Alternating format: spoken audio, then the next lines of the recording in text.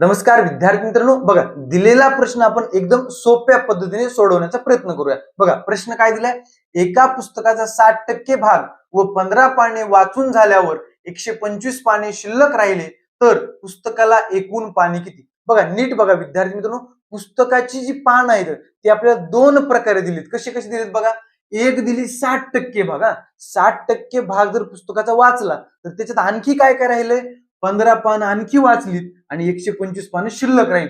म्हणजे विद्यार्थी मित्रांनो, त्यानं जर फक्त 60% भाग वाचला असता आणि बाकीचा किती राहणार त्याचा, 40% राहणार ना। 60% टोटल किती असते, 100%। 100 मधून 60 गेले, राहिले किती, 40%। मग विद्यार्थी मित्रांनो, हा 60% वाचल्यानंतर राहिलाय किती, 40%। हा जो राहिलेला भाग आहे तोच आपल्याला पानामध्ये दिलाय ना। 60 सोडून जे राहिलेलं 40% तोच इथं दिला आपल्याला, 15 अधिक 125 म्हणजे टोटल किती झालं, 15 आणि 125 किती, 140। 40%ची किंमतच आपल्याला 140 दिली, आपल्याला काढायची एकूण पानं।